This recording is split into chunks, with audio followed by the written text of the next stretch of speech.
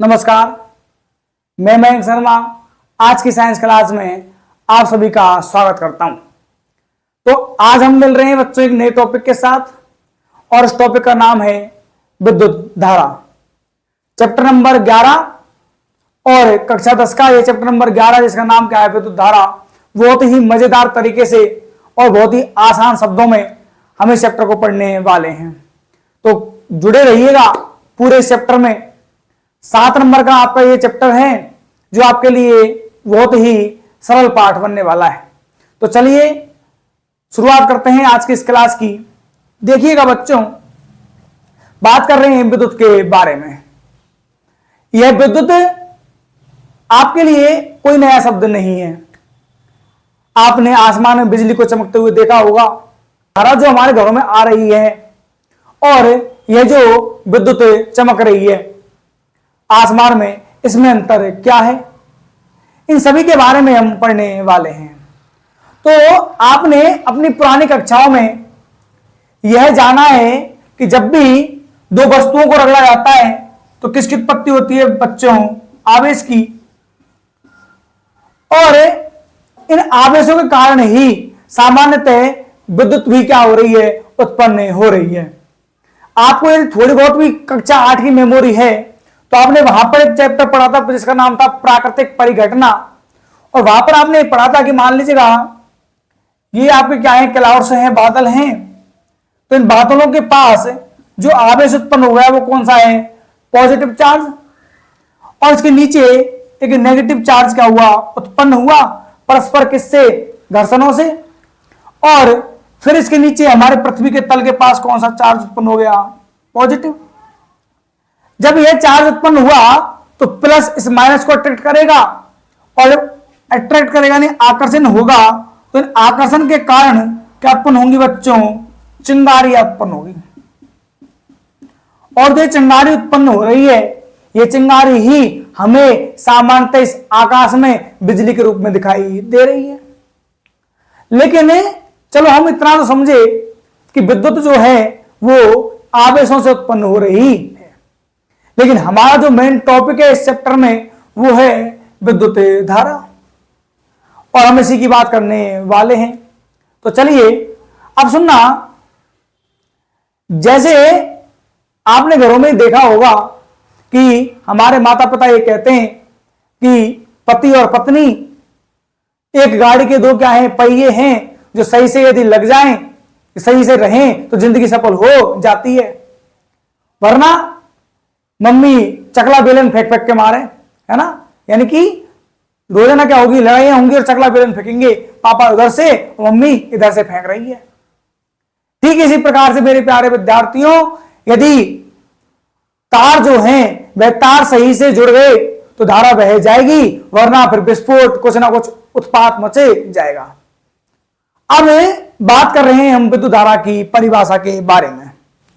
तो आपने बच्चों ये जान लिया कि जो धारा है वह सामान्यतः आवेश से उत्पन्न हो रही है। और मैं यहां जो बात कर रहा हूं वो यदि आप गौर से देखेंगे तो विद्युत के पीछे एक शब्द लिखा हुआ है जिसका नाम है धारा। और ये धारा कुछ जाना पहचाना सा शब्द है आपके लिए।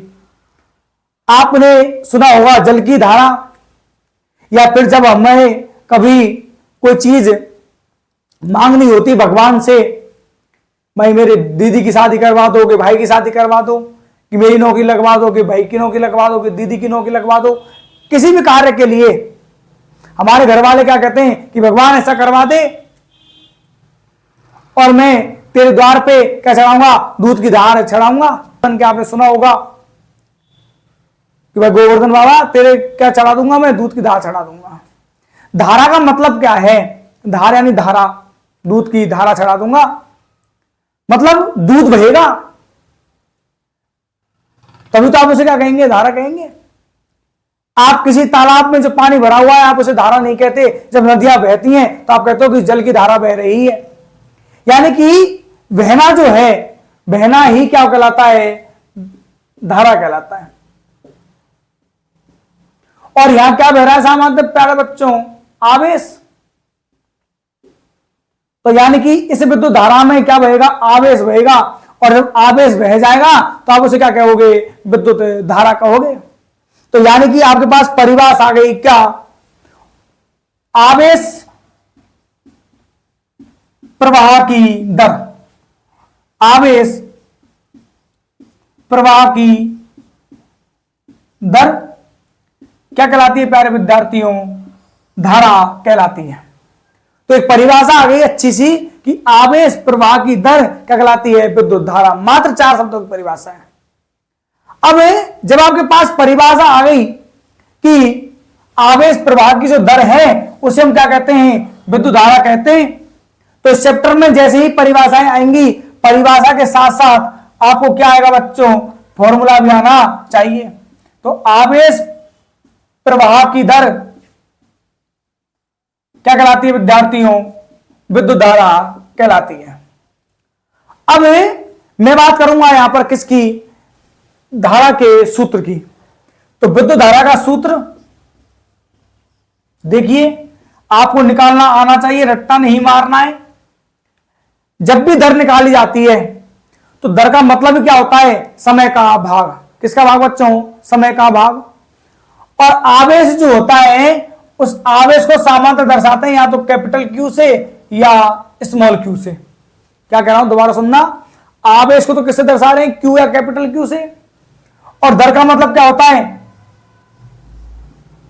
टी का भाग। तो यानी कि यदि मैं क्यू में किसका भाग दे दूं, टी का, तो क्या जाएगी, धारा। तो धारा को अपन दर्शाते हैं बच्चों आई से, ऊपर आ जाएगा क्यू, नीचे क्या जाएगा टी। फॉर्मूला बन गया क्या, आई बराबर क्यू बटे टी। तो आपके पास क्या आ गया, फॉर्मूला आ गया क्या, आई बराबर क्यू बटे टी। क्यू क्या है यहां पर, आवेश, टी क्या है, समय। तो यदि मैं हिंदी में लिखूं तो विद्युत धारा बराबर आवेश बटे समय। कैसे भी याद कर लीजिए, बात बराबर है। तो आपके पास फॉर्मूले आ गए, आई बराबर क्यू बटे टी, या विद्युत धारा बराबर आवेश बटे समय। अब जब आपके पास सूत्र आ गया तो देखना, मैं आपको यहां पर एक छोटी सी बात और बता देता हूं। जब भी आपको विज्ञान में बटे वाला फॉर्मूला मिल जाए, बटे वाला मतलब एक राशि ऊपर एक राशि क्या है नीचे, तो देखो परिभाषा निकालने के लिए मेरे प्यारे विद्यार्थियों, आपको नीचे वाली जो चीज है उसे क्या मानना है, एकांक मानना है। क्या मानना है, एकांक या इकाई। आप उसे क्या मान लीजिए, एकांक मान लीजिए, इकाई मान लीजिए, यानी एक मान लीजिए। और एक आपने किसको माना है, समय को। और धारा के लिए आवेश बहना चाहिए। तो यानी कि दूसरी परिभाषा के लिए नीचे वाली चीज को क्या मानिए, एकांक मानिए। तो एकांक समय में, किसमें, एकांक समय में क्या, बहने वाले आवेश की मात्रा ही क्या कहलाती है, धारा। तो दूसरी परिभाषा क्या है मेरे विद्यार्थियों, एकांक समय में बहने वाले या प्रवाहित होने वाले, बहने वाले आवेश की मात्रा क्या कहलाती है, आपकी विद्युत धारा कहलाती है। अब आपने पहले वाले फॉर्मूले से, सॉरी परिभाषा से सूत्र निकाला।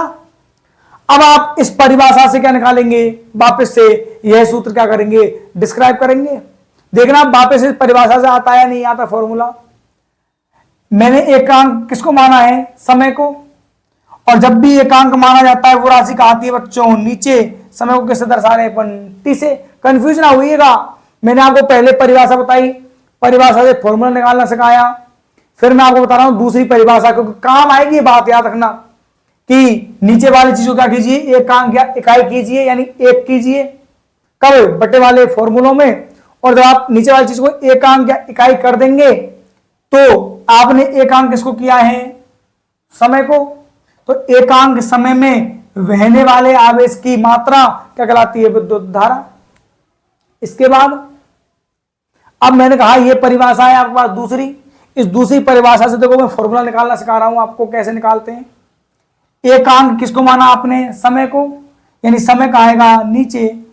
कौन बह रहा है बच्चों? आवेश बह रहा है। कौन बह रहा है? आवेश। और आवेश को अपन दर्शाते हैं किससे? Q से। तो फॉर्मूला आ गया I बराबर Q बटे T। I है विद्युत धारा, यानी धारा को I से दर्शाया जाता है। तो आपके पास बच्चों फॉर्मूला आ गया और क्या आ गई? परिभाषा। आप तो सिंपल सी याद रखिए, आवेश प्रवाह की दर। ठीक है, चलिए अब बात करता हूं। देखो परिभाषा आ गई, क्या आ गया? सूत्र आ गया। अब बात करते हैं अपन मात्रक की, और मात्रक भी कौन सा? SI मात्रक। तो अब हम बात करने वाले हैं विद्युत धारा के मात्रक की। और देखना, आप ही जानते हैं कि I बराबर क्या होता है? Q बटे T। यदि मान लीजिएगा इस धारा के फॉर्मूले में दो राशियां आ रही हैं, एक तो क्या आ रहा है विद्यार्थियों? आवेश, और एक क्या आ रहा है? समय। अब यदि मेरे पास आवेश का मात्रक हो और समय का मात्रक होगा, तो मैं किसका मात्रक निकालूंगा? धारा का मात्रक निकालूंगा। देखना, सीख लीजिए कैसे आता है। आपको इतना बड़ा करने की जरूरत नहीं है, एग्जाम में सीधा लिख के आना पड़ेगा कि विद्युत धारा का मात्रक ये होता है। तो बस लेकिन समझना आना चाहिए कैसे आया। तो मैंने आपसे कहा कि धारा का, कौन सी धारा का? विद्युत धारा का SI मात्रक बराबर क्या होगा बच्चों? कैसे निकालोगे आप? आवेश का मात्रक बटे समय का मात्रक। अब आवेश का जो मात्रक होता है वह होता है कूलाम। क्या होता है? कूलाम। और ये भी कौन सा है? SI मात्रक है। और कूलाम को डिनोट करते हैं बच्चों C से। और समय का मात्रक होता है सेकंड, इसको दर्शाते हैं S। तो यानी कि इसको मैं क्या लिख सकता हूं? कूलाम प्रति सेकंड। और सेकंड के ऊपर घात कितनी है? 1। जब मैं इसे ऊपर ले जाऊंगा तो किसकी हो जाएगी? -1। तो इसे क्या लिख सकते हैं अपन? या कूलाम सेकंड इनवर्स। तो क्या गया? वैसे तो धारा का मात्रक क्या आ गया? कूलाम प्रति सेकंड या कूलाम सेकंड इनवर्स। लेकिन इसको यही नहीं छोड़ना। एक वैज्ञानिक हुए, इसका नाम था आंद्रे मैरी एम्पियर। कौन थे बच्चों? एक साइंटिस्ट हुए थे जिनका नाम था आंद्रे मैरी एम्पियर। इस आंद्रे मैरी एम्पियर के नाम पर ही इस कूलाम प्रति सेकंड या कूलाम सेकंड इनवर्स को क्या कहते हैं अपन? एम्पियर। तो यानी कि धारा का मात्रक क्या आ गया बच्चों? एम्पियर आ गया। और एम्पियर को अपन किससे दर्शाते हैं? ए से। तो आपके पास फॉर्मूला, सॉरी मात्रक आ गया विद्युत धारा का SI मात्रक बराबर एम्पियर। किसे दर्शाते हैं? ए से। ठीक है, आना चाहिए। एग्जाम में एक क्वेश्चन पूछे जाते हैं, मात्रक पूछता है, परिभाषा पूछता है। पिछली बार विभवांतर का पूछा गया था, पढ़ेंगे भी अपन आगे क्लास में। तो याद रखना, ये आपको आना चाहिए। चलिए अब हम बात करते हैं कि आखिरकार विद्युत धारा को किस यंत्र के द्वारा मापा जाता है और इसे परिपथ के किस क्रम में जोड़ते हैं। अब हम पढ़ने वाले बच्चों धारा को मापने के यंत्र के बारे में। तो एक यंत्र होता है जिसका नाम होता है बच्चों एमीटर। और विद्युत धारा को सामान्यतः जब परिपथ में क्या लगा दिया जाता है? एमीटर लगा दिया जाता है। तो उसके द्वारा माप लिया जाता है कि धारा जो है वो कितने एम्पियर की बह रही है। तो याद रखना, विद्युत धारा को मापने का यंत्र क्या है? एमीटर। और इसे परिपथ के कौन से क्रम में जोड़ा जाता है विद्यार्थियों? श्रेणी क्रम में। याद रखेंगे, इंपॉर्टेंट बात है ये। पूछ सकता है आपसे, पिछली बार चूंकि विभवांतर पूछा गया तो हो सकता है इस बार धारा पूछ ले। तो कौन से क्रम में जोड़ा जाता है? विद्युत धारा, इसे विद्युत परिपथ के श्रेणी क्रम में जोड़ा जाता है। अभी आपके दिमाग में चीजें आ रही होंगी कि सर ये श्रेणी क्रम क्या होता है। मैं आपको ये बता देना चाहता हूं कि इस चैप्टर में आपकी सारी समस्याएं जो है, जो क्वेश्चन आ रहे हैं वो खत्म हो जाएंगे, क्योंकि आप श्रेणी क्रम भी पढ़ने वाले हो। इसलिए कुछ जो चीजें हैं उनको दिमाग में लेकर के कंफ्यूजन आ रहे हैं कि सर ये क्या होता है। आगे जब अपन पढ़ेंगे इस चैप्टर में तो ये सारी चीजें आपके लिए क्लियर हो जाएंगी। फिलहाल बस सिंपल सा याद रखते चलिए कि इसे श्रेणी क्रम में जोड़ा जाता है। मैं बताऊंगा अभी जब अपन पढ़ेंगे चैप्टर में आगे, बीच में बुलाएंगे मैं बताऊंगा तो आपको समझ में भी नहीं आएगा, ठीक है ना। तो परिपथ के कौन से क्रम में जोड़ा जाता है? श्रेणी क्रम में। अब मैं बात करता हूं बच्चों धारा की दिशा की। देखो क्या था, पहले जब धारा के बारे में जानकारी प्राप्त होने लगी तो यह मानना था कि जो धारा है वो धनावेशों के कारण बह रही है। तो जब यह माना जाने लगा कि धारा धनावेशों से बहती है तो यह कह दिया गया कि जो धारा की दिशा होगी वह क्या होगी? धनावेशों की दिशा में होगी। धारा की दिशा कहां मान ली गई? धनावेशों की दिशा में। लेकिन कुछ समय के पश्चात जब इस पर और ज्यादा अध्ययन किया गया तो ये माना गया है, ये पाया गया कि धारा जो है वह सामान्यतः किसके द्वारा बह रही है बच्चों? इलेक्ट्रॉनों के द्वारा बह रही है, क्योंकि सामान्यतः इलेक्ट्रॉन ही क्या हो सकते हैं? प्रवाहित होते हैं। तो धारा जब ये पहचान लिया गया कि धारा इलेक्ट्रॉनों के द्वारा बह रही है तो फिर धारा की दिशा के लिए भी चीजों को थोड़ा सा बदल दिया गया और ये कह दिया गया कि इलेक्ट्रॉनों के विपरीत दिशा में भी क्या होती है? धारा बहती है। तो यानी कि आपके सामने दो चीज आ गई। यदि आपसे क्वेश्चन पूछ लिया जाए कि धारा की दिशा क्या होती है तो यह भी सही है और यह भी सही है, धनावेशों की दिशा में या इलेक्ट्रॉनों के विपरीत दिशा में। ऑप्शन में आप देख सकते हो, यदि मान लीजिए ऑप्शन में दोनों ही दिए हुए तो आपको उत्तर क्या है? दोनों ही सही होंगे। तो धनावेशों की दिशा में या इलेक्ट्रॉन की विपरीत दिशा में धारा की दिशा मानी जाती है।